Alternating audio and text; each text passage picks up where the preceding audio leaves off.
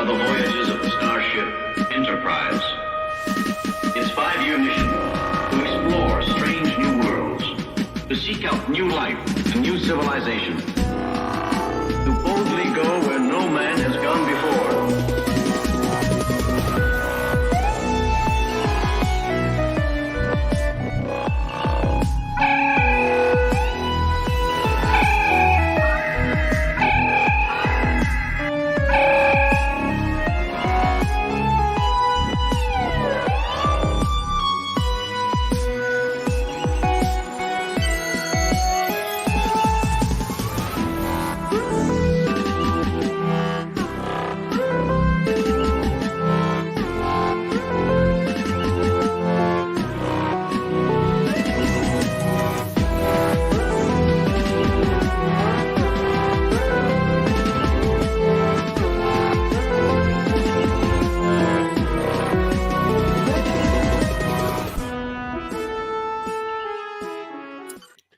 Thank Good Stuff for that awesome intro that he made for me. I think he's in the chat there. Thank you, brother. Well done. Welcome, everybody, to the landing party. Star Trek fans unite. We are going to have some fun talking about Star Trek and all the episodes, how they were written, how they ended up on the screen. We'll make fun of some stuff, but this is really a love letter here because all the guys love that show. And we love it for a reason. The writing was so great and everything. Let me introduce my lieutenants here, Mr. Aaron Lopresti and Ron Garney. Ooh, he's got a phaser. That lights up, man. Nice. Mine makes noise, but it doesn't light up like that. Yeah. Can you adjust it for a stun sound? Yeah, I just did. All right, dude, now I gotta go get mine. It's only fair. It's running low on battery, though, I think. Wait a minute. If you were in a landing party and it ran low on batteries, you'd be screwed. Hey. Oh, you got wow. Perfect for the cage. Yeah, battery's dead. We got to put on those. Nice. That's the one I got. The one. The only way you can use that first one, though, is if we put on those Telosian heads. Yeah, big old butt head with the veins popping out. Bulbous air pockets. See, look at worn this. Worn by ladies. Hey, let me just thank Paul Taylor real quick for the $10 Canadian, getting us off and running. Here's your initial super chat to break in the channel. What a great idea. Here's to a long, successful run. Live long and prosper. Thank you, Paul. Fantastic. We're just planning on a 5-year mission, Graham. That should cover it. Well, we're going to be talking about, Captain April and the USS Yorktown today. So, what? Nobody knows that was the original captain and the original ship that was supposed to be in this show? Captain April? Yeah, Captain Robert April on the USS Yorktown. Yeah, did you see the original designs? It was like a globe with the pylons. Yeah. And then it was upside down first. And then they flipped it over and thought, oh, that looks cooler. You got this? It's got a lot of stuff in it, man. Oh, there you go. Yeah. So first of all, let's get the elephant in the room out of the way. Those clipped out things of our faces on those bodies look completely out of control. I'm like, my head is like, hey. Well, your picture didn't have all your cool. hair. It's funny though. It's a low budget operation, Ron. Jeez, come on now. Look, I'm not a miracle. I'm so excited. I'm like, oh my God, I'm going to be in the transporter. Here's that Brad Nelson phaser I was talking about. This thing is a work of art, man. Okay, so that's not plastic. That's like, oh, this is all metal. And, oh my God. Does that separate to phaser 1 also? No, back then, I was telling Aaron, this was made for the Star Trek series that was going to Star Trek Phase 2 or whatever it was. Oh yeah, Phase 2. Yeah. Yeah. This guy Brad Nelson made a bunch of them, and he was selling them. And he met Gene Roddenberry at a convention, and Roddenberry loved it so much he had commissioned him to make a bunch for the new show. But then the movie came instead, and so these are all. So they didn't use them. So these are very rare, and they're worth a lot of money. I happened to get one back in the 70s. No kidding. Star Trek. Now they went to New York City, this place called the Federation Trading Post, and it was an awesome store. You know who owned it was Doug from the Next Generation, the effects guy. Trumbull or No, I can't believe I'm forgetting his name all of a Hmm. sudden. But anyway, he owned it, and another guy owned it, and that's where they had this one of these there. But this place was great. They had like an 11-foot Klingon ship in a back museum room with a full-size Nomad. You know, all the stuff you could get nowadays. But back then, it was like, what? Yeah. You know, Yeah. as a kid, I Yeah. was like, oh my God. I went there like 3 or 4 times back in the 70s, because it was just so awesome. They had big bins filled with tribbles and shirts and posters. Yeah. There's a whole store right in the heart of Manhattan. I would love to have a Nomad like hanging from my ceiling in my. Well, they studio. had that. They had a Yeah. full-size one, and it lit up, and everything made the sounds and stuff. You can get them now, actually, but they're probably like $1,000, $2,000 or something. Yeah. Yeah, I think they have them on Etsy, actually. If you go on Really? Etsy, Really? there's a whole Star Trek thing on there where they actually make like a bridge, like the entire Enterprise bridge that you put under glass, and it's like a table. When you look down inside it, it's the whole bridge with all the panels and the captain's chair and everything. Wow. It lights up. It's really expensive. It end up costing like $10,000 to get it, because each piece is expensive. But they wire it all up. It looks perfect. Like, yeah, I was blown away when I saw it. Thank you, Gab, for that $5 super chat. If we're discussing Star Trek, the original series in order they were filmed, not aired, what order list are you using so we can watch each week's episode again? Well, I'll announce what the upcoming week will be. But if you go on Wikipedia, it'll have the actual air date and the actual film date or numbers on it, right? Because they aired them out of order, and there's a lot of reasons for that. Most of them were the effects crew or the effects company couldn't get the stuff done in time, so they had to stick ones that they had the effects done for. So, but yeah, you can get that stuff. She comes in, and Janice Rand comes in, and he's drinking. Or he comes into her room. Yoman Rand. He's like, you're too much woman or something. Yeah. Let's stop pretending. Yeah. He's got the mascara on. But we're getting ahead of ourselves. That episode's down the road. I know. I'm excited. Let's talk about the one that started it all, or almost ended it all. In fact, was the Cage. Now, this was Desilu company run by Lucille Ball and Desi Arnaz was looking to get into the prime time, and so they sent the word out there looking for shows for prime time, and Star Trek came up to him, and Lucy, who didn't know anything about science fiction, thought that Star Trek was like a celebrity tour, like the USO tours. That was going to be a show. She didn't know it was about. She didn't know it was a science fiction show at first.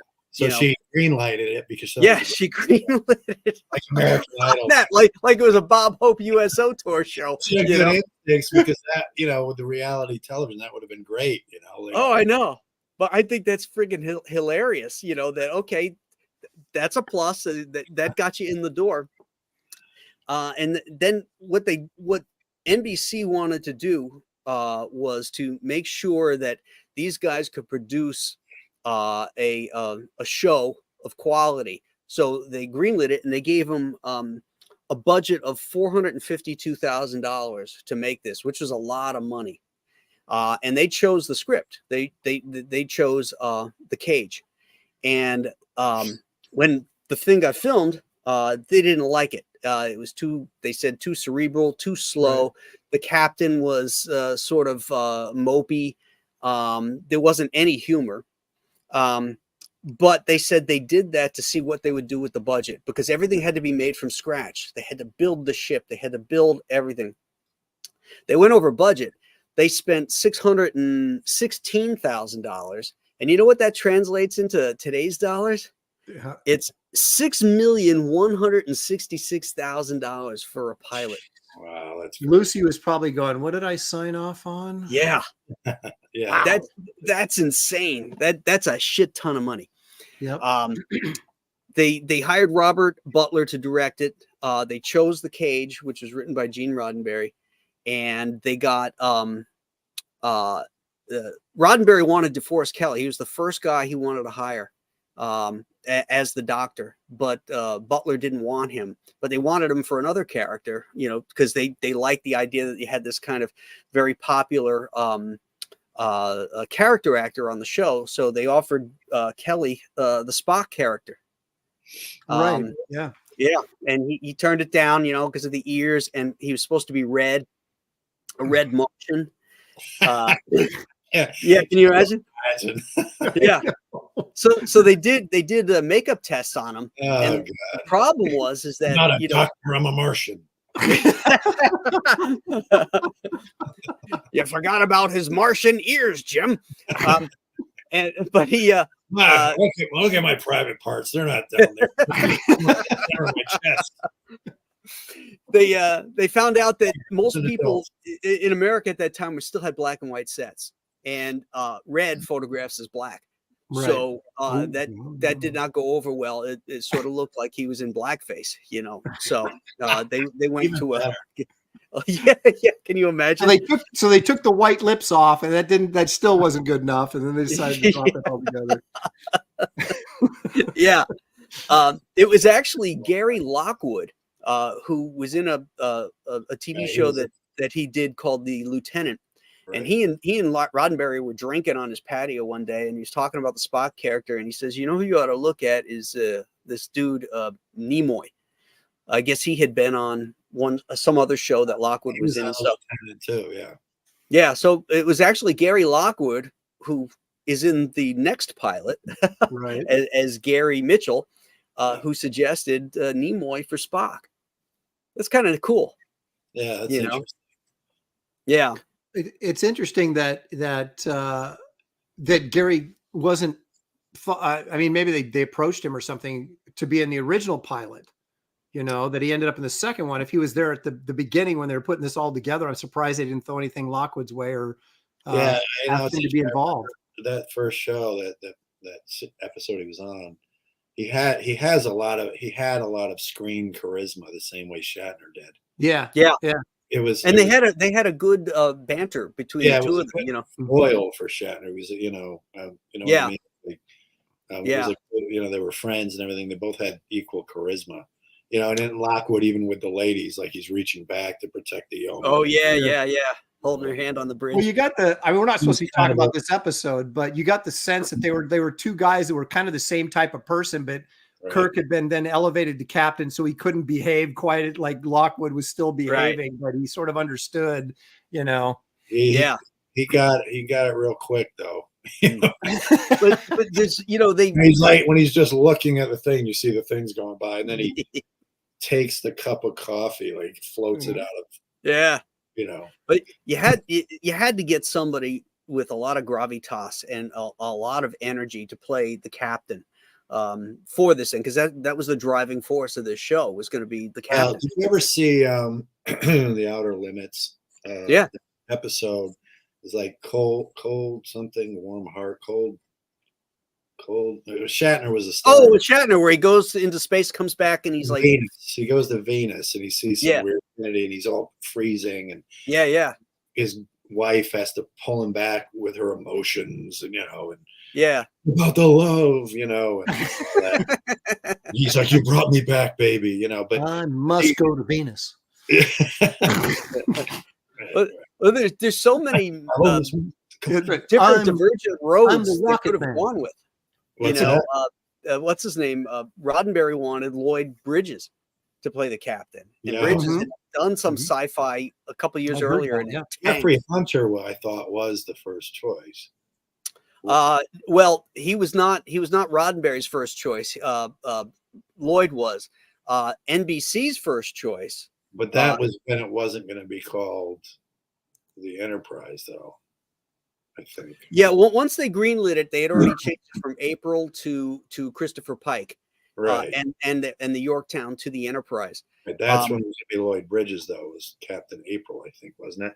No, they had already changed it because it was already greenlit. Excuse But me. so he wanted Bridges, and his second choices were Peter Graves, Rod Taylor. Okay, Rod Taylor would have been cool. Yeah, I like Rod Taylor. That was a good choice. Mike Connors, remember Mannix? Yeah. Yeah, I don't know about him. George Siegel. An interesting part is George still, Siegel? out of all of them, though, still Shatner is the most colorful. You know what I mean? Well, let's finish the list here, so you get then you'll have a full accompaniment here. So we got Peter Graves, Rod Taylor, Mike Connors, George Siegel, Ephraim Zimbalist Jr., Wow. who was on the FBI, Warren Stevens, who was in Star Trek episode and was in Forbidden Planet, and then William Shatner. Those were the guys on the list. Weren't they going to get that guy who played Cannon?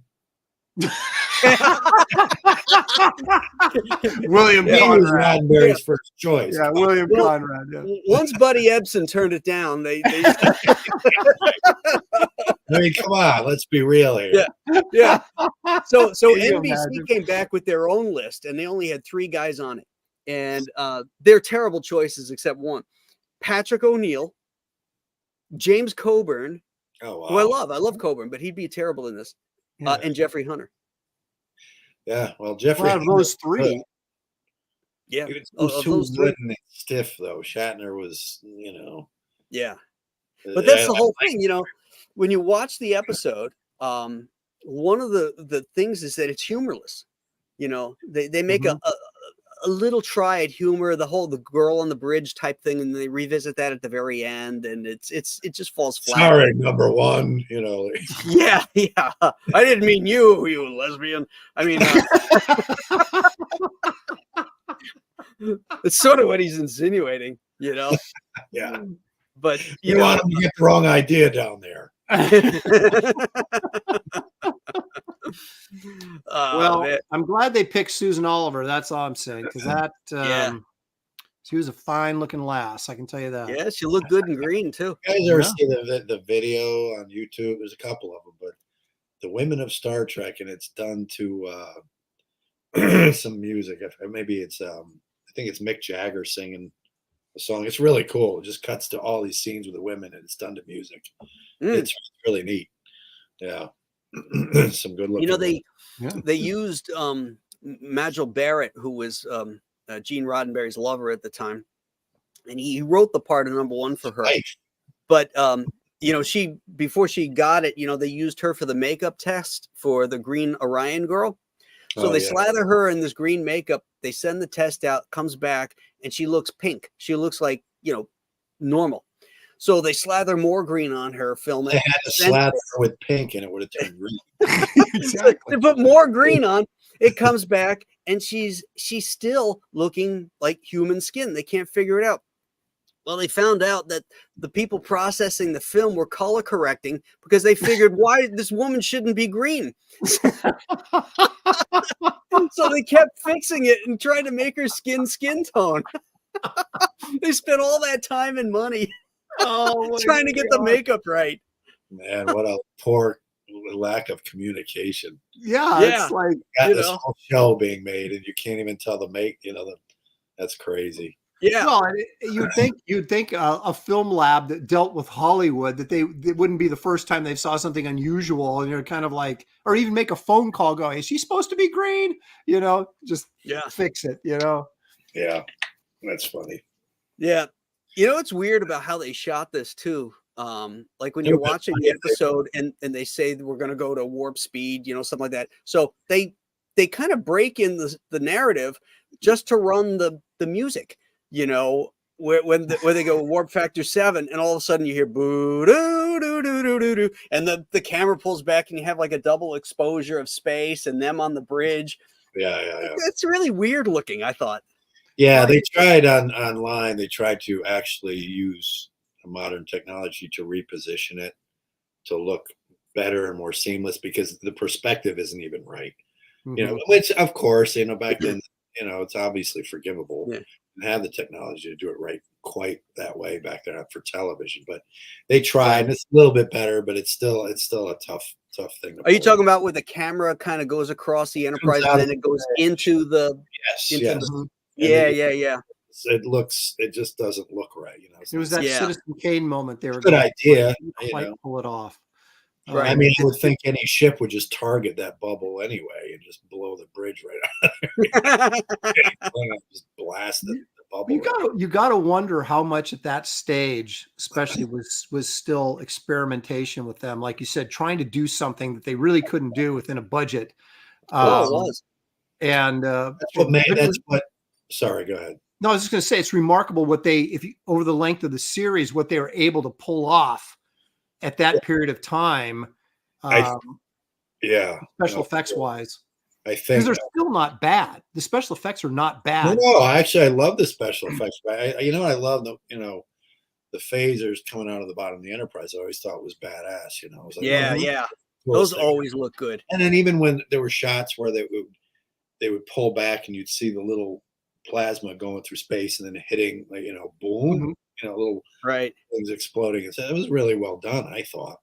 Have you guys seen the digital, the new ones, where they fix the, what's really cool there is like when the Klingons are shooting, like photon torpedoes at them, and you see them flattening on the shields.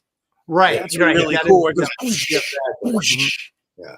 And then of course the Doomsday Machine. Right. I was going to say they improved that's the a whole Doomsday new Machine. episode now. Yeah. I saw that. Yeah. It's so enjoyable because it renews it kind of, I mean, obviously I still like watching the old one for what it is, but to see the new effects here and there, it's like, it's exciting because it kind of, the show is sort of ahead of its time anyway. And I don't know if it ever, I mean, it does a little bit now, it's caught up a little bit, but I still feel like it kind of is something about everything, the colors of the bridge, everything, and they really, even from Where No Man Has Gone Before, everything they took away from all the silvery look to everything, and then they made it very colorful, because NBC, the peacock colors and everything. Yeah, that's exactly why. It was so much fun, so pleasing to look at, and I think that definitely, that's what I mean about the show, is that it was one of those things that was lightning in a bottle. And that's just another element of it, is how the color just happened to be perfect. And very appealing to get people to watch it. So it wasn't something you turn away from. It was like you wanted to see what was on those panels because they were colorful. And that was the biggest. Go ahead. Finish up. I'm sorry. No, I was just going to say that I think that was one of the smartest moves effects wise, was to move away from that sterile environment, which I thought Robert Wise in the motion picture made a mistake of going back to. Well, they had some innovative directors. Mark Daniels did some. I mean, they had guys actually using camera movement and things like that you weren't seeing in TV. I mean, everything about that show was advanced. And because of that, I think that's part of the reason why it holds up so well. Yeah. Well, they also used film lighting. Like you look at Lost in Space, it's like just everything is completely washed out. There's no shadows. When you're on the bridge on the Enterprise, you have cast shadows, you have double lighting effects, you have theatrical lighting. A lot of soft, because I was going to say soft theatrical lighting that made the characters feel more, it was more of an intimate feel for everything. Yeah. You know what I mean? There was a real warm feeling to it all. I was going to say before about the effects, that's thankfully what led to such good scripts. I will say Star Trek, the writers were lifting things out of Twilight Zone and Outer Limits. Like, if you looked at that Shatner episode I was talking about, you can see why he was chosen to play Kirk, because there's so much of it was taken out of that, even just that episode. Like, I remember in the Tholian Web where he's drifting around in space and stuff like this. There's a shot of him doing that in that episode of the Outer Limits. Oh, he's got the thing on. He's kind of like this. It's weird to see how much, but it's like anything, like even in comics that we do. You see these influences from other artists, other, and it's the same thing in the writing. Well, they had a lot of writers like Matheson who wrote for Outer Limits and the Twilight Zone. He wrote The Enemy Within, which is the great episode. You had Theodore Sturgeon who wrote Amok Time and Shore Leave. You know, there's all these great science fiction writers that were involved, especially in that first season, in the beginning of the second season. Robert you're, Bloch. you're talking about the bridge and the colors, you know. Well, the whole show was based a bit on Forbidden Planet anyway. You can see all the influence from that, you know. Yeah. Robbie the Robot. Oh yeah, there's a lot of influence from Forbidden Planet for sure. And the coloring Mhm. and the soft. The uniforms, that kind of gray uniform that they had. I thought that the bridge, when I was thinking about it today, when they did Enterprise, the TV series Enterprise, that bridge was kind of metallic looking. And this bridge was very much like that too. It was metallic looking. It did very little color in it. You only had the two shirt colors too. You had the command gold and blue. There was no red shirts. So everybody lived on that ship. No one died on the original Enterprise. Had a great track record. You know, it's like, captain. Then you look at like the Next Generation bridge, and it was like a dentist office. Yeah, it did. Yeah. That was such a horrible design.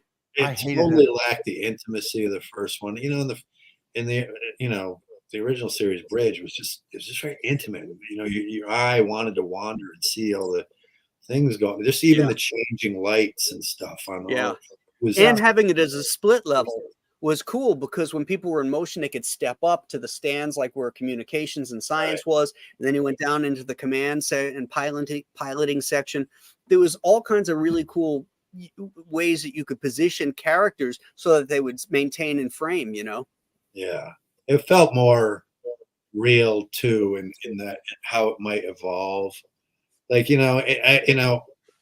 in the Next Generation, it was set up more like a boardroom, and they're all sitting next to each other, and it's just. But the original Enterprise was more militaristic, like a submarine kind of, that kind of feel to it. The railing, all of it. You didn't walk down a ramp; you stepped down, and it felt more realistic to me as far as what a military machine like that would evolve into. What I wish that they had kept was the when they would beam down to the planets, those coats that they wore. Those were so cool. And then they had these harnesses underneath the coats. That they had these harnesses with all their gear and shit under there. Like when the girls beam down, when they beam the girls down to the Telosian's little cage, he grabs the girl's jacket and opens it up and pulls that phaser out. And you could see, all the cool padding and stuff from the harness. I like that a lot. They should have used that. Really cool if they had nothing else on underneath. And just in that scene, grenades. If somebody was going to be Eve, well then, come on. Yeah, come on. Let's get down to business. We know why they're there. What are we supposed to be talking about tonight? The cage, or Where No Man Has Gone Before? Which pilot? The cage. We're talking about the cage. We're talking about the cage. Okay, because we were talking about Where No Man Has Gone Before. Yeah, we just everything. We're all over the place. Yeah, it's hard to. We got to get our footing in here. I'm wrangling. I'm wrangling back. No, it's not a criticism. We're just excited. No, I know. We're excited. And you can't talk about one thing without it setting off on another one. But there's going to be some episodes where it's going to be really fun because of some of the dramas that's in it. But then there's those ones that really stink, and those are going to be fun too, because there's a few. Like the alternative factor. It's always in the last season.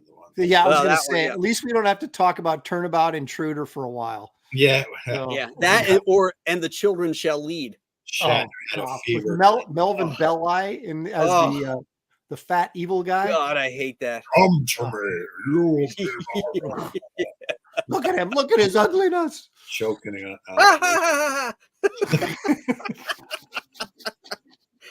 Oh my God. You know what I noticed? I was watching the cage. Crazy. I was watching the cage today, and when they first beamed down to Talos, and they're like in a little canyon, and they start walking, and there's that scene where Pike and Spock walk up to those vibrating plants, you know, and they're playing music. Yeah. Well, if you watch Spock walking across the stage there, he's freaking limping. I mean, he's really, he holds onto a rock, you know, and then he limps over, and it was really noticeable today. And I was looking to see if I could find anything on that, but I couldn't find anything. Nimoy had a third leg. He was known to be very, and so he kept tripping. You know, I couldn't find that in any of the reference, but thank you for that, Ron. Nimoy was. Oh, I'm gonna have to watch it more closely next time. Oh my! I wanted to use him as a tripodal alien, but just didn't. Baggins in the Banshee, $10 super chat. That's a good cigar. Thank you, sir. And lady. I heard Gene was a big fan of C.S. Forster's Hornblower series. The Balance of Terror is a perfect homage to Forster's Hotspurs novels. That's very true. He modeled the captain after Horatio Hornblower. He's also a huge fan of Jonathan Swift. And that was, you know, I forget if it was Gene Kuhn or whoever it was who gave him the title of Wagon Train to the Stars, because they knew Westerns were hot. And that was a good way to pitch it to these knuckleheads at NBC. But in reality, what he wanted to do was tell, you know, Jonathan Swift type tales, Gulliver's Travels, where he could use satire and social commentary and get stuff by under a science fiction umbrella. You know, in a way, I'm glad that Roddenberry had some people buffering some of his ideas, because, you know, some of them were a little bit, it wouldn't have worked. Oh yeah, all done its own end with the actors' contributions and everything. I think it, it kind of became, it took on a life of its own, and he was known for being, really controlling. Once the movie started and everything else, and so I'm kind of glad there were some, levers, pulling back on him a little bit. Yeah. This is interesting. This is the series proposal from March 11th, 1964. Look at that. That's crazy. Yeah. And look at, let me blow this up a little bit here. These are some of the ideas, right?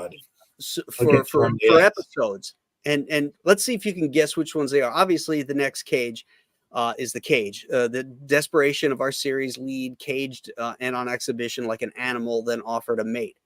The day Charlie became God. Charlie X, right? That's right. That's it. Charlie X occurred. Don't laugh at me. Man, when he wiped that girl's face out and she was walking around the corner, yeah, that freaked me out when I was a kid. That was horrific. She ever got her face back? There was never any reference. Well, she would have suffocated before they could have changed everything back, right? So you would think, yeah. President Capone, a parallel world, Chicago, 10 years after Al Capone won and imposed gangland statutes upon the nation. Well, that's the action.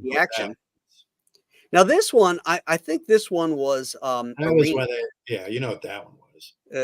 A skin of a Tyrannosaurus, a modern man reduced to a sling and a club in a world 1 million BC. That's got to be Galileo 7. No, I think that's Arena. Arena. I think the Gorn became the Tyrannosaurus became the Gorn. Oh, maybe. I don't know. I'm guessing Galileo 7 because they faced those prehistoric creatures with the big spears and stuff. Well, this would be remember the one where Spock goes back because it doesn't say anything about him fighting. But maybe you could be right. What about the episode what about the episode where Spock goes back through that library and into caveman days? Yeah. But that was third season, wasn't it? That was third season. That was almost the second to last episode, I think. Yeah, he almost kills McCoy in that. Yeah, that's actually a good third season episode. Yeah, that was a good one, actually. And then this one, women. This was Mudd's Women. Basically, he's a pimp offering whores to colony people. That's exactly what it was, Yeah. This one is interesting. This one didn't get made, but The Coming. Alien people in an alien society, but something disturbingly familiar about the quiet dignity of one who is being condemned to crucifixion. I can see why Well, they the stayed title away alone from that. should have been where the women is. What's that? I said that's the coming should have been the title of the women episode. I knew you were going to go there. I said, how long would it take Ron to go there? Because you just talked about space horrors. I mean, sorry, kids. Oh my gosh. Ron, Ron, where's your agonizer? Your Give me your agonizer. agonizer, Ron. No, Mr. Spock, no. I didn't mean I to. swear it wasn't my fault. I didn't mean Dimension Coming. Imagine if they actually named it that, the coming. Well, it was a different time. It was a more innocent time, Ron. Yeah, right. I'm bringing it up to date. You're modernizing it. Porn addicted. So, let me just throw out a broad question. Yeah. What were you Broad guys? question as in girl broad or No, see, we got he's gone down the path. We got to reel him back in. What was your feelings towards the cage? I mean, did you guys, because the first time we saw it, it was actually The menagerie. made in the part of that trial and everything like that. It wasn't just on its own. right. So What do we think about how did you guys respond to the episode when you first saw it? Did you like it? Did you not like? Because I didn't like it that much very first time I saw it. I'm just kind of You mean when you saw the menagerie? Or as part of the menagerie. I'm sorry. Yeah, the menagerie. Okay. part of the court martial bit. Yeah. I mean, I liked that part of it, but Well, I'm confused. Which one are you talking about? The one with the added court martial stuff? well, we didn't as kids. You never saw the cage, right? You saw it as the menagerie. Yeah. Right. That That's wasn't the only time we got broadcast to till saw that. 1988. I don't remember seeing it as that. I think the first time I saw it. Oh, was really? Yeah, I didn't see it as just the episode itself, and not till later. Right. You saw it as the menagerie. Right. Yeah. Yeah, that's what because I'm they saying. didn't broadcast the cage until 1988. Right. Yeah, maybe. Yeah. Okay. But that Yes. was one of my least favorite episodes, and I don't know if the butt heads bothered me or there was elements, and I reacted boring. the same way. That's the problem. It's boring. Yeah, I Yes. reacted maybe the same way that the brass did at NBC, and just like I didn't like the captain. I mean, Jeffrey Hunter's fine as an actor, but I just, like you said, he was so matter of fact. He was so dry. He was so He didn't have charisma. he had no charisma. He was good looking guy and everything, but he just. Well, but I think it didn't bother me. So I liked the story itself. I mean, as a science fiction story, I thought it was well done. And I thought the end result really tugged at your heartstrings because she, it was such a tragic thing. She was just a husk, and they allowed her to live a life and him, free from the reality of what they had become. Right. Well, let's talk about that because that's a huge plot hole. Because the Telosians through the whole thing are not benevolent people. They are, well, they don't realize it. They're using her to get more people because they have lost the ability for technology. They need people.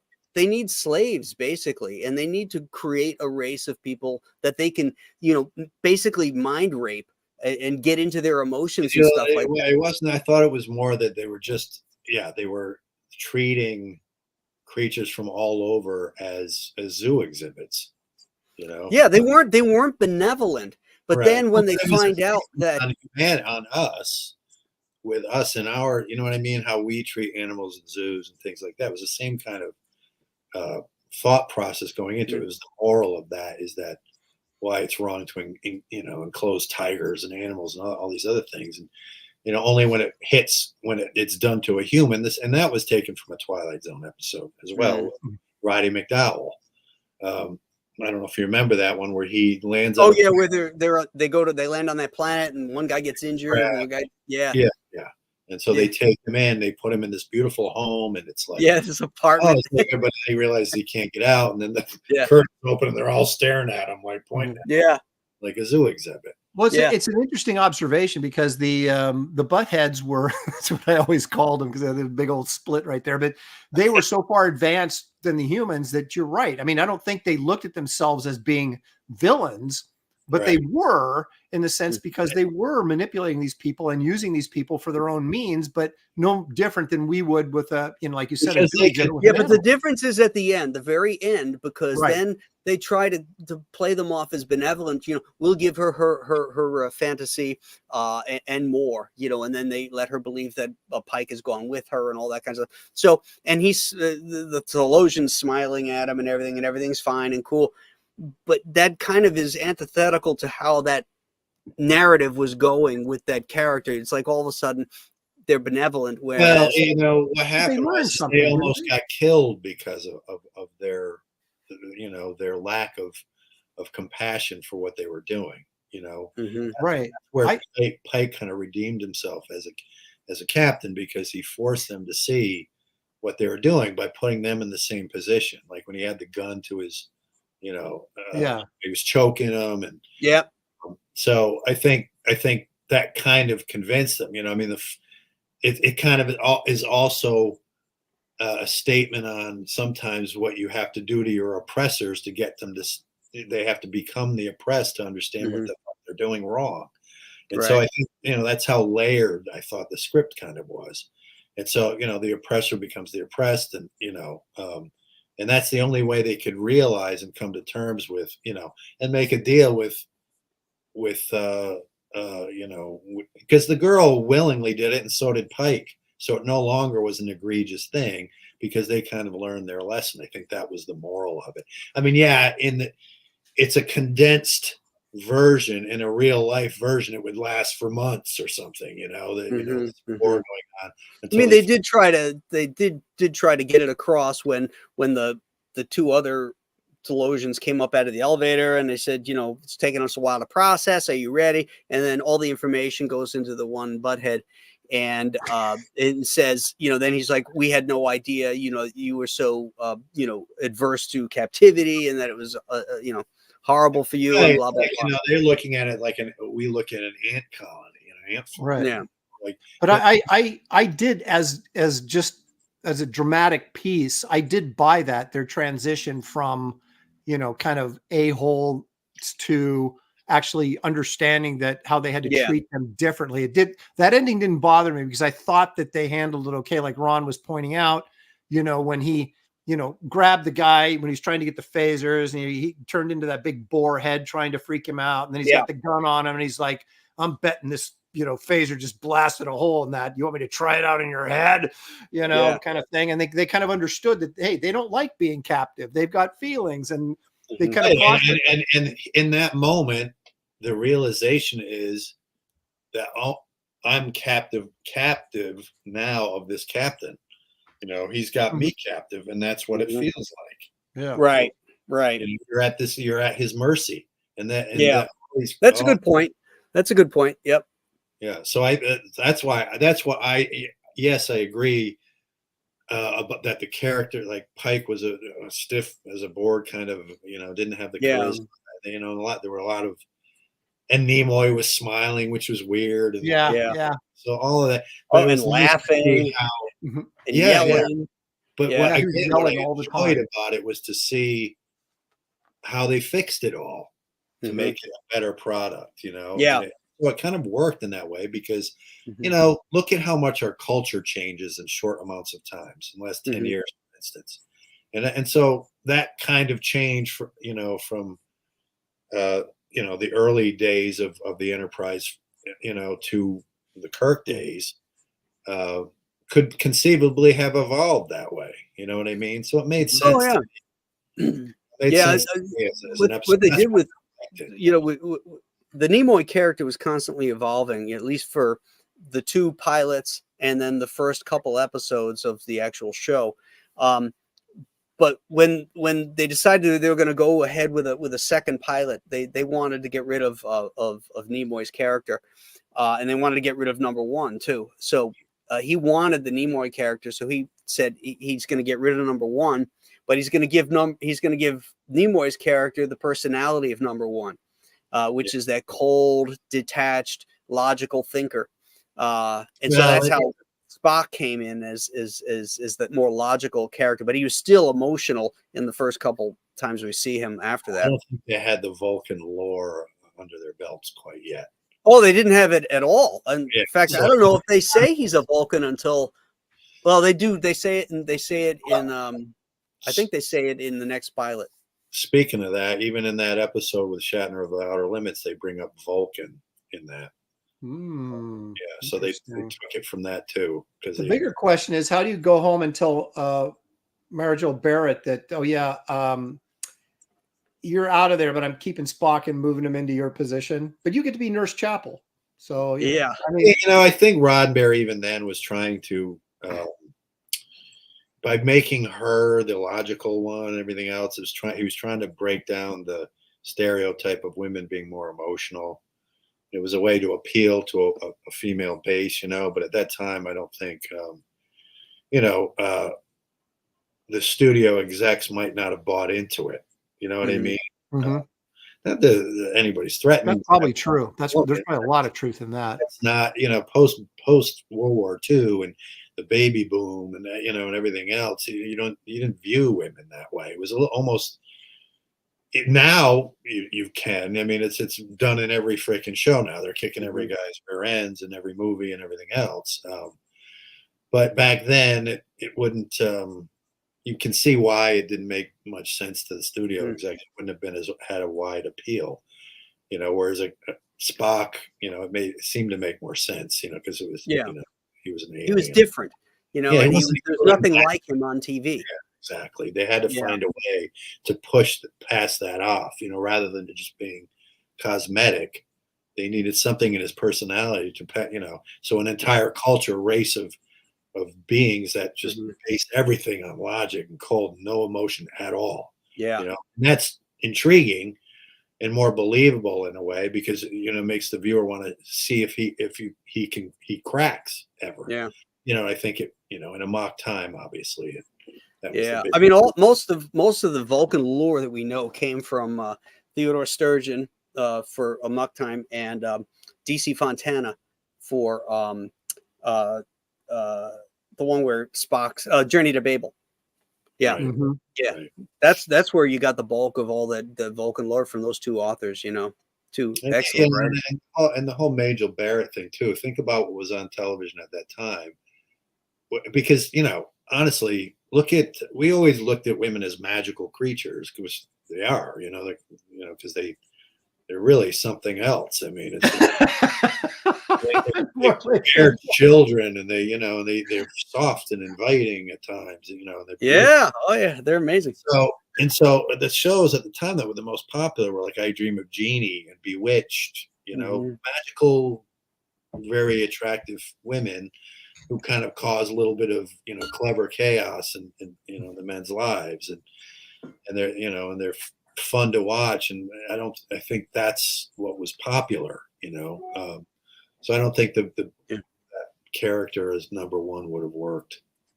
Got an interesting trivia for you. NCC-1701. You know where that comes from? I used to know. Why can't I don't remember though? You're going to tell me, and I'm going to go, gosh darn it, I knew that, but I can't remember. For that too. I'm trying to remember. Well, the guy who designed the Enterprise, was an aviator and worked in aviation designs and stuff like that. The N is like a nomenclature for airplanes in the United States.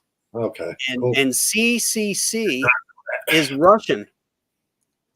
And so they wanted to have American and Russian represented on there because the Russians were the first people in space.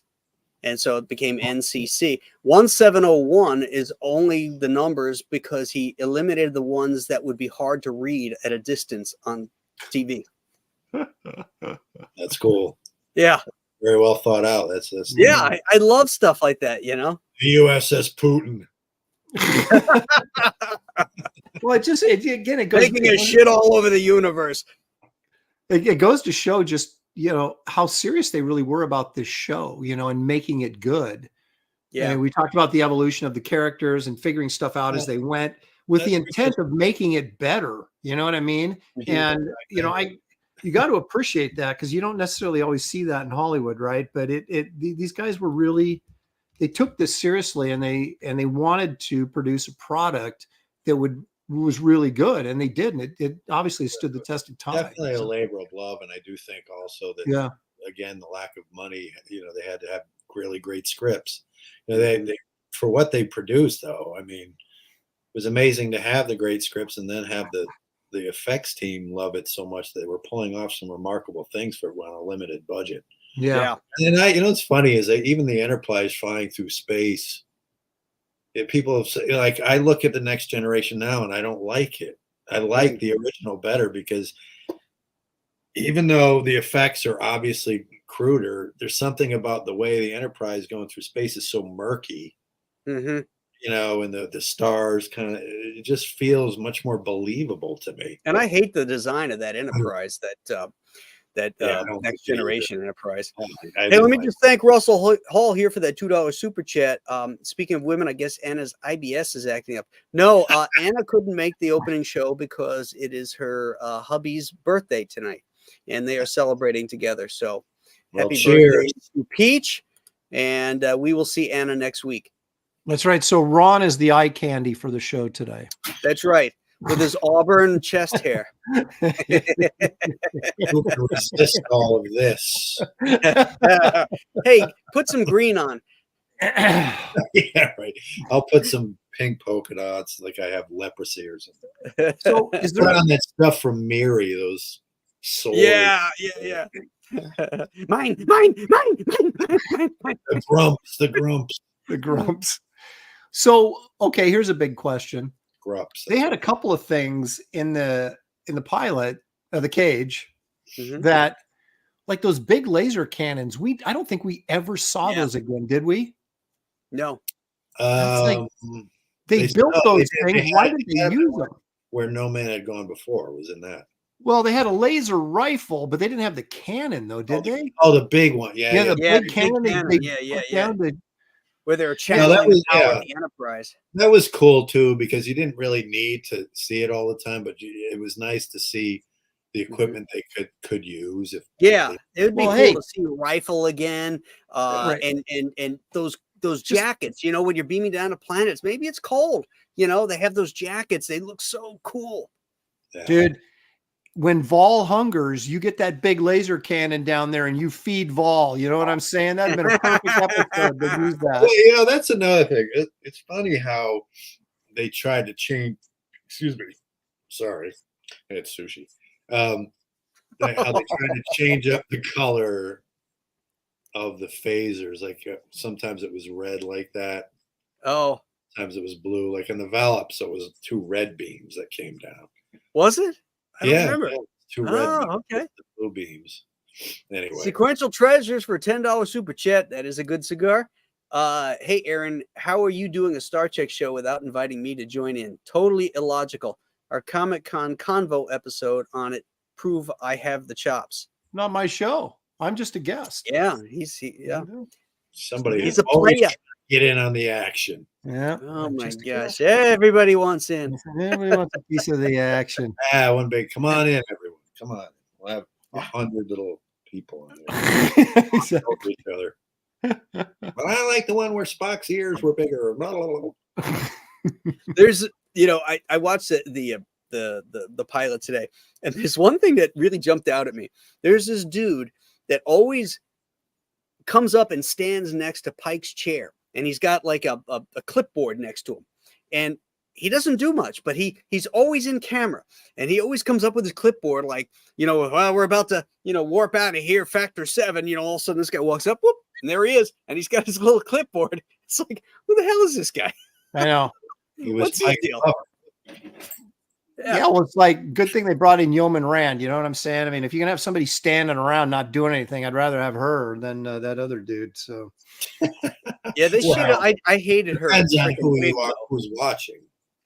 You hated her wig? I hated her wig because if you'd ever seen her like in The Rifleman and some of these other shows where she just had, regular hair, she was smoking hot. That wig made her look kind of, I don't know, kind of old looking. I don't know, dude. It was the future. She had Who futuristic hair. You had to who go. are with we the future. talking about here? I'm missing something. Yeoman Rand. Oh. That was the hairstyle. It's funny how the 60s hairstyles translated into the future like that. You know, because Yeah, well, as long as the miniskirts translated, that was all Yeah, right. that always translates. Hey, Uhura wasn't in the cage, was she? you guys, at least I come out and I say that, but you guys are like, yeah, the mini skirts. Like two leches. Yeah, at least Ron's up front about his lechery. We're not, there's no, I'm bold with it. You guys are the dresses. Now- Yeah, we're Playboy readers. Ron's hustler. yeah, that's right. He's like, come on, man, you're gonna read this stuff. Yeah, Read the good no, stuff. I'm Yeah. Playboy. You're a Yeah, no. I'm not sure about that. All right, no, okay. Well, make it more even. Your penthouse, I'm Playboy. You're more like you. Uhura wasn't in the pilot, was she? In the cage, but she was in the second one, though, wasn't she? Or am I mistaken? She wasn't either one of those. I knew she wasn't in the first one. No, but I don't think she's Yeah, in. when I did don't. Uhura first appear? She was in. Was she in the Salt Monster one? The Man Trap. Yeah. She was in Well, that. the first TV episode is the Corbomite maneuver, and she's in that. Yeah, but that was not the first episode. No, that was the Man Trap was third or fourth, wasn't it? No, Man Trap's the first one they showed on TV. right. But it wasn't the first Yeah. one they shot. It's not the first one they shot. The first one they shot was the Corbomite maneuver, and that's the order we're going in. Is how they were shot. Oh, I see. Yeah, so that way we can see the character development. Like in the Corbomite maneuver, she wore a gold uniform. Mm-hmm. Yeah, I remember that. Yeah. You know, it's interesting because I was confused as a kid because I couldn't, because those episodes were like, wait a minute. I felt like we were, that they were disjointed, some of them, because the continuity wasn't there because they were showing them out of order there for the first, few Right. several episodes. I didn't see You them. see the difference in the collars, Yeah. The very first Star Trek episode I ever saw was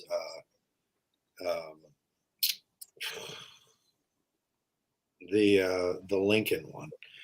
Oh my gosh, that's season Wow. 3, dude. Yeah. The very first Star Trek episode. I mean, I remember seeing it when I was a kid, even in the 60s when it was on. But our TV back then, it was very fuzzy, so you couldn't, where I was located, so you didn't get a good screen on NBC. So I didn't get to see it until syndication, on channel 11 PIX out here. Oh yeah, that's where I watched it. PIX. Yeah. So that's where for the first episode I saw it, I was like, I sat down and I was like transfixed and I became hooked instantly. Do you remember what year that was? 73 or 72, somewhere. 73, I think. Yeah. Must have been 73 or so. And then every night at 6 o'clock every night, I was like, I ran downstairs to watch it. Oh yeah. I used to get the TV guide just to see what episodes were going to be shown. Yeah, exactly. Yeah. Paul Taylor said the first episode he saw was Spock's brain. I'm like, I can't believe he watched any more after that. Yeah, really. Oh God, that was But bad. I'll tell you what, brain. What is brain? What is brain? You are not Morg. He's as bad as that one is. He's starting to forget. Do it. As bad as that one is, it's still watchable because it's fun.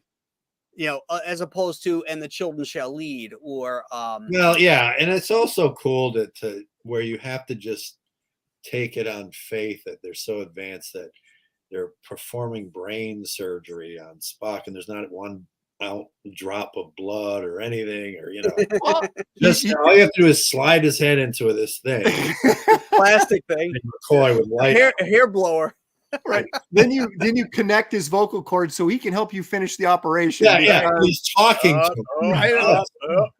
Like he knows more than Bones about brain surgery, but apparently he did. So right. Yeah. Oh my goodness. All right. Yeah. All right. It's a little crazy, but it wasn't the worst one. Well, it's kind of cool. Like, think about it. Like Spock is gone. I'm trying to remember. They wake up and he's like, his brain is gone. Oh yeah. How do you deal with a problem like that? Yeah. That was actually a pretty cool breakaway for the title. His brain is gone. Like, hell his is brain Kirk is gone. that? You know, like what? How they Da, gonna- da, da, da, da. and most people are just like, oh shit, oh well, and they Yeah, it's Well, like time I to get guess a new he's dead. first officer. what are we gonna do? I mean, Oh, Yeah, some they really should have gone to important things, right? Triskelion and busted up one of those little containers and stuck one yeah, of they're those trying to brains take in. one of this guy's brains out. Quat lose. And then Spock Tony becomes an Quadlitz on the itinerant new cover. gambler. It just didn't, it didn't work. Like, you'd see Spock in the viewer on the bridge, and Kirk would say, "Status report, Spock," and he'd go, "I've been 24 quat lose." Yeah, I just lost 50 Oh, quattros. Spock, I mean, status report on the ship. That's all he's doing is gambling the whole time. He's supposed to be doing his Right. job. And he's like, "Oh, sorry, Captain. I just." Yeah. So when Spock gives odds on things, it's completely different now. Yeah, right. Yeah. What are the odds of us getting out here, Captain? 473 million to 1 quat. Yeah. But I'll give you 3-1 with the over and under of Yeah, he's placing bets on the Gorn, on the side. right. And then Kirk's like, "Where the hell's Spock?" And he goes down to the recreation room. He's got everybody in there gambling. He's smoking, stealing all their money. All the crew members are in there, and it's smoky. And The episode that we didn't get that we really needed right there. Wow. Yeah. See, we wrote a better episode. would be called the Quatlu syndrome.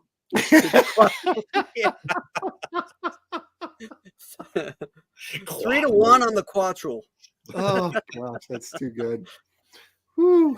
And then you go into Spock's quarters, and you see he doesn't have a bed. He has the big jar, and he just sticks his head up through it. So he's just got his head sitting there like the brains were in the Gangsters of Triskelion. Oh God! Oh my God. Oh, man, is anybody writing this down? I want to use this later. Oh. And So Kirk- what was your takeaway on that on that episode? I mean, on a 1 to 10 scale, what would you give that? Which one are we talking about now? The I know, cage. we're all over the place. Oh, the The cage. cage. Am I comparing it to the other episodes or just in a vacuum? In a vacuum. Because it's a Well, pilot, now- it's not an episode. So Now, I kind of like the idea that Spock was kind of what at the beginning of that. Are we talking? Okay, I'm sorry. Are we talking about the cage or the menagerie? Just the the cage. cage. The cage. I think in and of itself, I think it's pretty solid. And I think dramatically it works. But as a Star Trek episode, I can't get past the fact that I just don't like Pike as the captain. But as an episode and how well it's written and, how it turns out and everything, I think it's a pretty good story. Yeah, But I could see it better as like a Twilight Zone episode or something like that than a Star Trek, because it didn't. The need I have for Star Trek, or what appealed to me about Star Trek, was the just the action and the adventure, and all the stuff that was sort of not really there in that pilot. So do I 1 give to it 10. I do think. I'm going to give it a 5. I'll give it Okay. maybe a 6 in a good day. 6. All right, Ron. I do think that it had adventure. It was certainly an adventure. Well, yeah, but yeah, okay. I mean, even the fact that he's going and he's having a picnic on Earth with the horse and I hated that scene, by the way. Yeah, it was. Rango. I mean, but it was still, offering you things that were interesting and sort of an adventure for things to think about. I wouldn't say it's not Star Trek, because Star Trek wouldn't exist if that episode hadn't been made, and it wouldn't have evolved from there. So I have to say it's Star Trek. Don't get too Star Trek logical with doesn't- me now, Ron. What? Don't get too logical with me, Ron. Yeah, I'm sorry. You're too You're like number I'm one. too emotional. I am. Yeah, you've got You're bold. way gone. So I would say it's Star Trek. I will say that it would have worked almost better if it wasn't the Enterprise. And maybe it The was Yorktown, perhaps? Yorktown. Yeah. Yeah, it might have worked better, but for it to be the Enterprise doesn't feel quite the same, because the Enterprise, Kirk, Spock, McCoy, Scotty, Uhura, the Enterprise, they were the brain and the heart and the interior organs of that ship, which made it all one sort of living, breathing entity. Mhm. And those cast members, aside from Spock and and then Majel Barrett turned into Nurse Chapel, amazingly. And blonde. What? And blonde. And blonde, yeah. Mhm. They didn't have hair dye in the 23rd century. Yeah, Oh yeah, so I would say it's I think it's, again, I don't mind it. I just think it's a great science. I'd say it's a great science fiction story. Maybe because of the things it's trying to teach. It's got depth to it, layers. I would give it a 7. I was first going to say 6. A little bit better than me. I do think it's a very well written story. So I would agree with that. Take away from I can't say it's not Star Trek. I just have to separate it as its own thing, So it's Star Trek, but it's just a different, context. Well, I'm going lower. I give it a 5. It's average. Even for just a standalone science fiction story. I felt it moved slowly.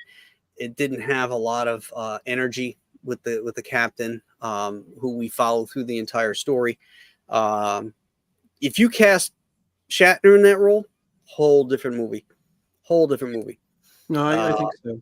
Yeah, I can see that, but then you'd have to how would Spock play off of him then? And I just think it's what made the Star Trek we actually love, the cast and character. It made them because it showed you what it needed. So yeah, in that regard, it's definitely not as good as Star Trek or everything else. Definitely not.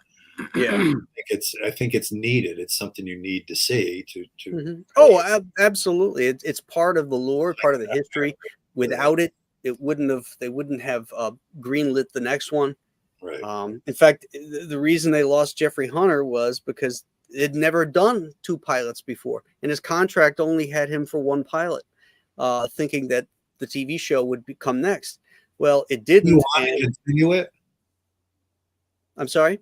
Did he want to continue, or well, somewhere that he didn't want to continue anyway? He spoke highly of it. He spoke highly of it, but his wife was a with his wife, yes. It was his wife. That's what it was, right?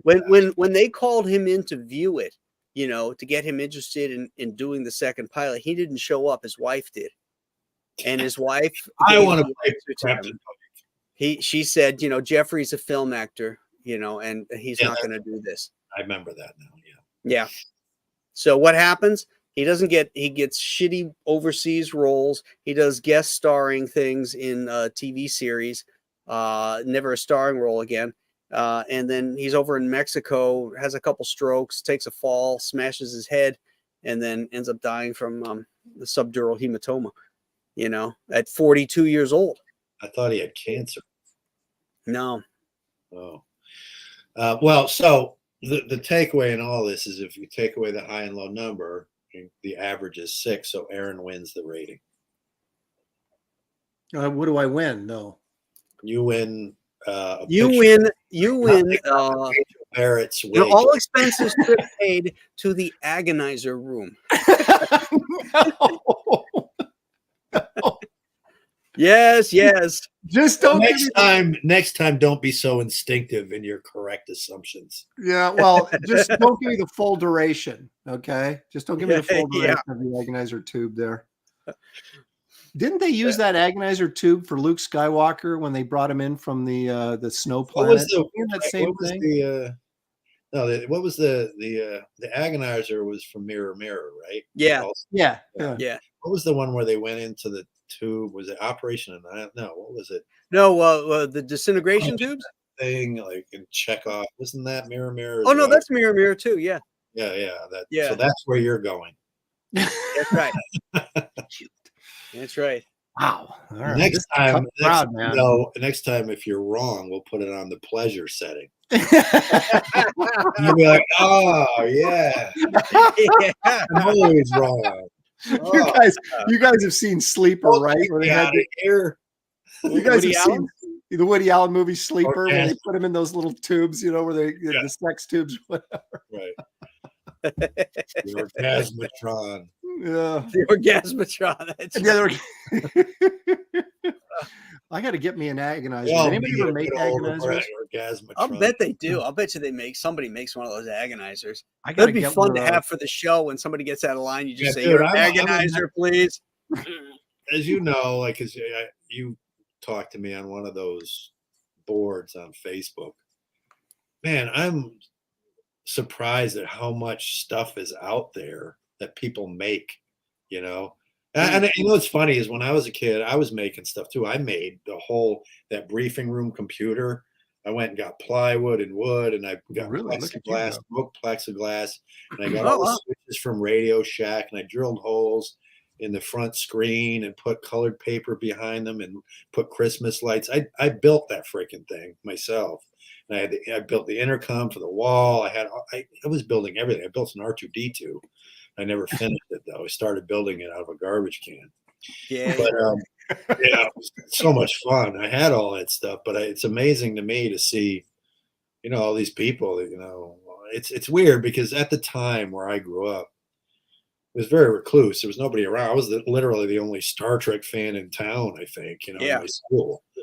So it felt so exclusive to me, my love for it. And then then I see all these people having these same feelings about it, similar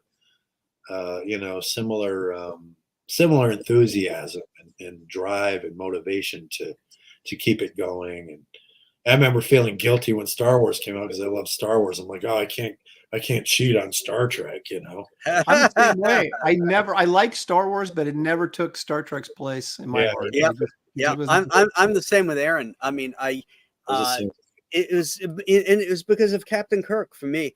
He was such a powerful influence on my life as a character. God, dude, the same here, man. I had such a dysfunctional childhood. Actually, in 2 weeks, I'm going to South Carolina, and they've agreed to let me meet him and talk with him in like the green room and stuff. Oh, Shatner, really? Shatner. So I want to tell him that because I grew up. I had a very fucked up childhood. I came from a lot of fucked up shit. Excuse my French, because of the father figure issues and there were people in my life, but that guy really was somebody you watched and really was such a shining example of what men should be. Yeah. Mm-hmm. I mean, and I want to say almost thank the guy because there's no way it would have been pulled off unless that was in him for real. You know Exactly. what I mean? Yeah. I know it's a character he's playing, but he had to have that in him post World War II, and the kind of men that came out of World War II, the greatest generation, those were special human beings. And I think he really, because of what, his history, he was, when he was younger and then becoming an actor and everything else. And I know he's Canadian and all that, but still, he really exemplified it as a father figure, almost what a young boy would want to become, Yeah, because he was always, he always felt he was going to do the right thing. He may have agonized over it, but he always he stood strong. He persevered through unbelievable odds all the time. The no-win scenario, even though they didn't call it that back then. But even he always knew. Yeah, his morality and the control of his emotions, sexual emotions, even in the face of, his priorities were always intact. Like even when he was chemically, given a chemical aphrodisiac by Elaine of Troyes, ultimately what cured him was his priorities. Yeah. His ship, and it was a real lesson in how you can't let the siren call of sexuality take your ship off course because you'll crash into shore. It's the oldest, this tale of Ulysses, so, or Odysseus. Or one of those Odysseus. Yeah. So he just a perfect example, and and I just remember watching him, and just that's the guy I wanted to grow up to be like. Yeah. Yeah, You know? I had the same thing. My dad was an alcoholic, and you know, there was a lot of yelling and screaming in the house and stuff. And you know, I was at that age where I was looking for some guidance and stuff. And I'd watch Star Trek, and I'd feel like, you know, I just I gravitated to that commanding figure. Yeah. And let's face it, as an actor, William Shatner, that role could have turned into John Robinson, a cartoon character, but it had so much depth. Because Well, you know what? In fairness to that, I mean, I think you're talking about Lost in Space. Yeah. I never found John Robinson to be cartoonish. I just think the show got taken away from him and given over to, you know, Dr. Smith there. Yeah, but I mean, he was a very cardboard character. He didn't have Oh a yeah, lot of yeah. No, I agree. But there were some What I mean. moments, though. You know, I agree with you 100%. However, there were some moments in Lost in Space before it became the campy mess it was. Yeah. Like there was this episode where this John Robinson goes into a cave and he comes across this mask that he puts on, and takes over him. There's like some spirit in it, takes over him, and he has to he goes to try to kill his own son, and there's a poignant moment where the love for his son, he's like, Will's looking up, no, Dad, I love you, or something. And I then, remember that episode. Was this the black and white episode? yes, and it takes Yeah, John, okay, that explains it. takes John out of it. You know, he's hit the power of the love from his son takes him away, and it was a very, very poignant scene. Yeah. And I wish they hadn't gotten away from that because it was better than the stupid. That first season in black and white was so good, and the effects were so good. When that Jupiter 2 is flying and crashes into what looks like it's a Monument Valley type of thing, there was a sense of weight and force when it hit that thing. It was so cool. And then the chariot, you know, and you know, chasing them down on the lands. And the giant Cyclops. Yeah, it was really cool. I mean, it was really cool. It was great. The Cyclops was great, 50s-ish kind of. You know, yeah. Really, really cool. I know, but then this is exactly right. You know, they went camp because of the Batman popularity. Yep. Garish colors, and you know, and then it became the Dr. Smith and Will show. Yeah. So I agree with you. I do think Robbins, you know, Guy Williams had more charisma than Jeffrey Hunter even. Oh, but absolutely. He's much more likable. That he was, you know, a little bit stiff, but he didn't, you know, they didn't give him enough room to grow. He was Zorro, you know, and that's the guy. So yeah. But when you think about, you know, any of those type of characters, look at any of those Voyage to the Bottom of the Sea, the Time Tunnel, Lost in Space, any type of adventure sci-fi show, your hero is sort of a cardboard cutout. And then you have Captain Kirk, who is he's a very realized human being with flaws and desires and passions and anger. And, you know, some of the scenes in that first season, like when in the Balance of Terror, when they're dealing with the Romulans and that one guy is thinking Spock is a traitor, you know, that he's a Romulan, he's a spy and all that. And he says, you know, why don't you give the message to Mr. Spock? And Kirk walks around and says, I'm assuming that you mean that because you think he's good at decoding. And he says, I'm not sure. And then Kirk walks around him, turns him on a stool and says, well, be sure of this, mister. You can take all your bigotry off of the bridge. There's no place for it here. And he just says it with such fucking authority. He just lays him out. So great. And also in the Corbomite maneuver, when Mr. Bailey says, I vote we launch our phasers at him or something like that. And Kirk just kind of looks at this young guy and he goes, I'll take that under consideration, Mr. Bailey, when this becomes a democracy. You know, that's how a captain is on a Navy ship. You know, he's in control, and you never have any doubt who the commander is. Then you flash forward to these modern Star Trek movies, and the bridge is like a frat house where everybody's got an opinion and everybody's contradicting the captain. I'm saying about the Next Generation, I hated it. It was because it was just, they're all sitting next to it, like it's a boardroom, and it's, you know, oh, you got to get. No, you don't. Yeah, what's your opinion? It's not reality. It's just not nature. I mean, in nature, there's always a leader. You know, there's always one person that everybody else is in deference to. You know, you don't need that. Yeah, you can get opinions and they can offer certain opinions, but at the end of the day, you need Right. to believe that what that guy is saying is that, you know, and you need to listen. It's like, you know, it's like even your children, like when you have children, you know, your child needs to listen to you, to your voice, and you have to speak with authority because it could kill them, right? And you have to be completely confident in what you're telling them. So if you see your kids running out into the road, they have to hear your voice and you say, you know, Tommy, and they just stop, get over here, and they immediately do it. Because if they don't, if they question you, they get hit by a car. You know what I mean? And that's the same kind of authority you have that you've earned by becoming the captain in the first place, because all the decisions you've made have proven that what you say will help everyone around you survive. That's how you get to those positions. Yeah.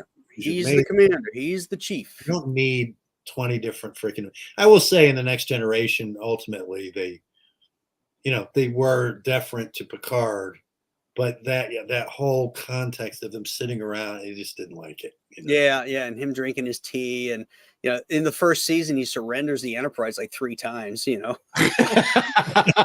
what kind of captain are you? Kirk would have blew it up. Yeah, I know, he would have blown it up he before he gave it away. He'd have blown that fucking thing up before he surrendered it. Oh my gosh! Yeah, I know it. I know. Hey, we got 730 people here watching. Please hit that like button. Really that many? Hit the like button, hit the subscribe button, so you'll get notified. You know, I haven't for even noticed. Their next episode. I was still on private chat this whole time. I thought nobody was watching us. Oh, I'm like, I guess nobody's really watching us. I saw a couple of people. Where do you think the super chats are coming from? I said. And now I look, there's all this.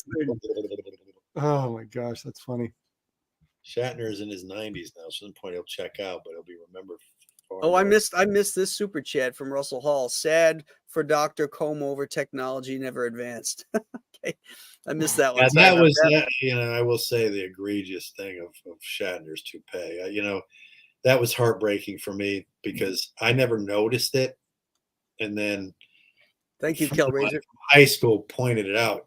Doug Drexler. That's right, Kelraiser. Exactly. Thank you, Doug Drexler. I knew it was Doug something.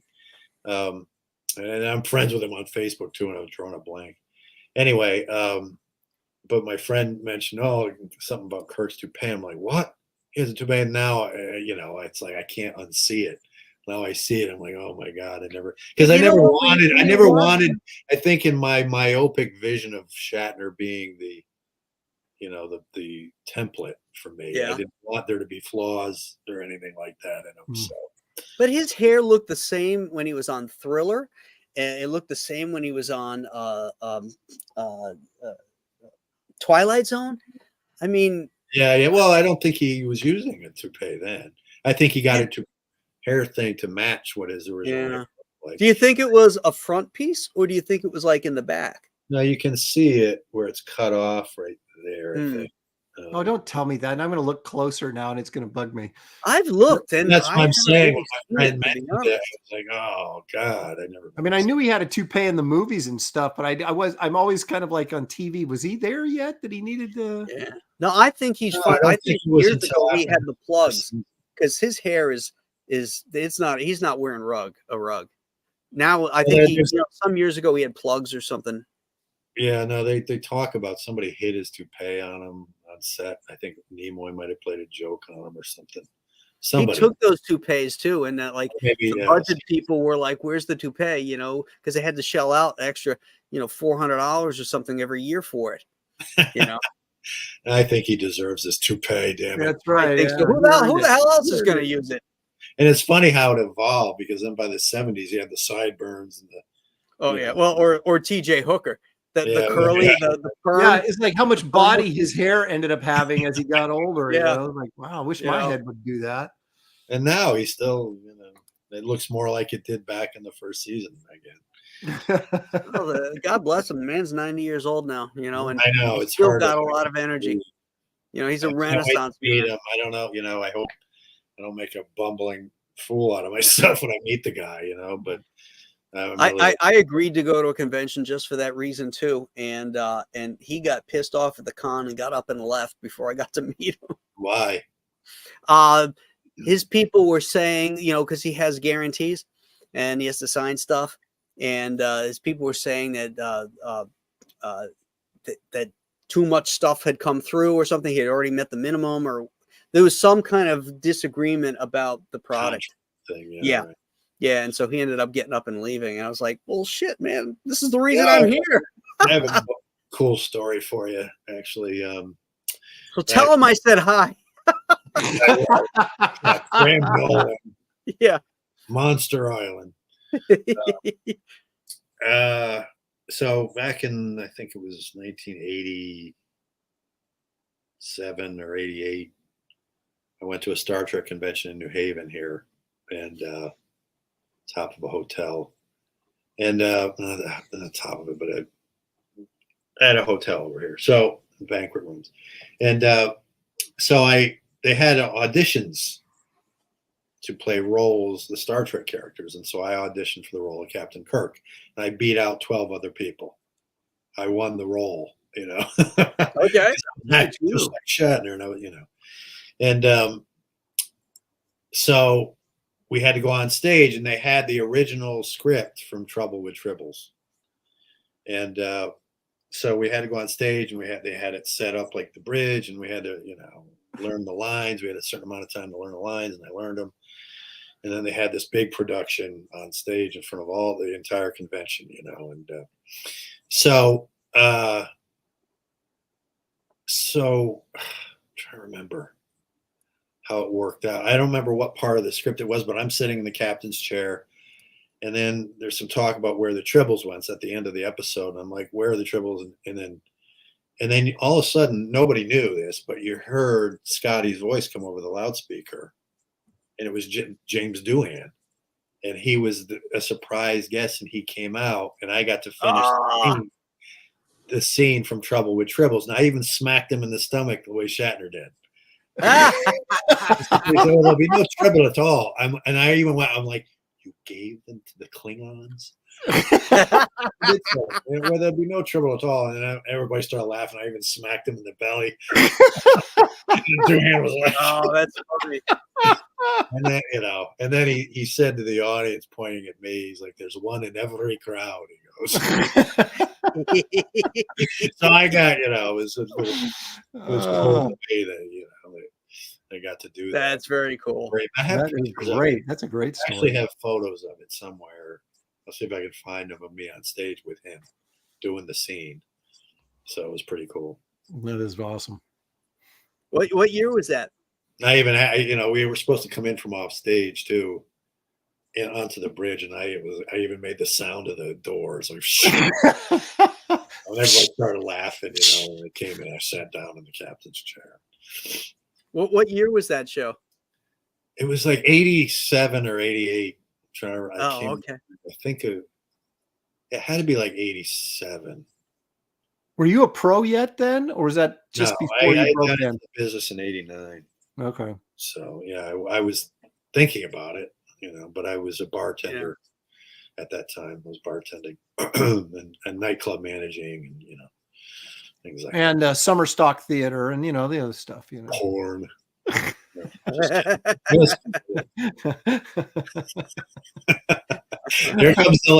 the leching laughs. Come on, no, that's just nervous laugh. It's just nervous. Nervous. Boy, I'm really uncomfortable now. I don't know where this is gonna go. Next week, I got Ron couldn't make it this week. Episode 1. Oh man. Well, this is fun, guys. This is a lot of fun. Looking forward. Next week, we're going to do Where No Man Has Gone Before. All right. Laser rifle. All right. Yeah, we'll talk laser rifle and James R. Kirk. So. Well, he was James R., not James T., right? That's right. James R. Kirk. Well, you could easily just say that's because Gary didn't know his middle name, so he just threw the R in there. He probably did. Maybe he just made a mistake and always thought it was Richard or something. Yeah, that's true. You could always say, Nobody ever thought of that. No. I always thought, I always just interpret that as he just, Gary Lockwood made a mistake. He was, he was I so don't think they gave him. I don't think they gave him the name Tiberius until the animated series. Really? Yeah. Uh, They called him James T. Kirk, but they never said his name was Tiberius until the animated series. Tiberius. Interesting. I didn't know that. Yeah. James Tiberius Kirk. Yeah. Gotta like that. Your parents had confidence, that's for sure. They knew this guy was going to be a ball buster. That's right. We're going to name him Tiberius Kirk. Yeah, it's Oh, cool. man. Don't forget that super Well, hey, chat thanks there, everybody Graham. in the chat for what's Graham, that? there's a super chat there, What? $2 from Big Daddy Filth. James, Big it's Daddy. up Kirk. Says, There you go. yeah, there it is. Hair is overrated. You can't cover greatness. Tell me about it. Yeah, You're preaching to the converted, brother. that's right. We wear our hair right here. That's it. Mm-hmm. It tickles. Got to have the it thigh. someplace to balance it out. Ron's got it both. He's got it working on top end, the chin there. So What's that? My hair? yeah, I've grown it longer up front because it's actually thinning out. So I just started letting it grow. well, it's got to catch up with you sometime. Jeez. At Well, 60, I mean, I guess I'm doing all right. Captain Kirk wore a toupee. You're not that far behind. I just need to get this swoop down. You got thick hair. Yeah, It's not going anywhere. Hopefully it'll stop there. Yeah. Man, I didn't even see all these cool comments. Well, there's a chat. What? I like how he's in the private chat. Nobody's watching this damn show. I'm going to say all kinds of shit. I swear to God, that's what I thought. I had no idea there were all these people. On. Meanwhile, We have 700 people on here. I'm like, what? Yeah, 736 people. Yeah, there we go. There we go. You need new batteries. Yeah, I got No, just enough to do the job. Just enough left in this there. one. I can take off actually, so it's just this. Oh, that is so. You got phaser Let's 1 take off. and phaser 2. This one doesn't come off, but I have one in there that does. So I've got both of them. Is that one, Ron? Is that the one from phase 2? No, this Or is that a the different? Wand phaser, Wand company. Oh, okay. Oh, this thing is remarkable. I mean, it's got all kinds of different. It has the overload setting from when it's up in the. Oh, yeah. Oh, that's nice. Get the overload, right? It does other silly things like can turn the TV on. I don't ever use. I just use it for the effects. Oh, it was pretty nice. They had that little really? dumpster chute to put the phaser in when it was on overload. Just happened to be outside the room. Yeah. It's got the accurate sound. I mean, Very nice. That, Yeah. I got to get one of those. It's got different ones too, like different colors and sounds. I like how you can take it off and you have phaser 1 or phaser 2. That's really cool. The technology is amazing because when you take this off, the light from when you take the phaser number 1 goes through this, the beam tube here. Here's the photon torpedo sound. That's the elevator. Is that a treble? What is that? Here's the elevator, or whatever that is. Oh, Here's the overload. Going on overload. Wow. I had no and idea. it Ron. glows You were red set too.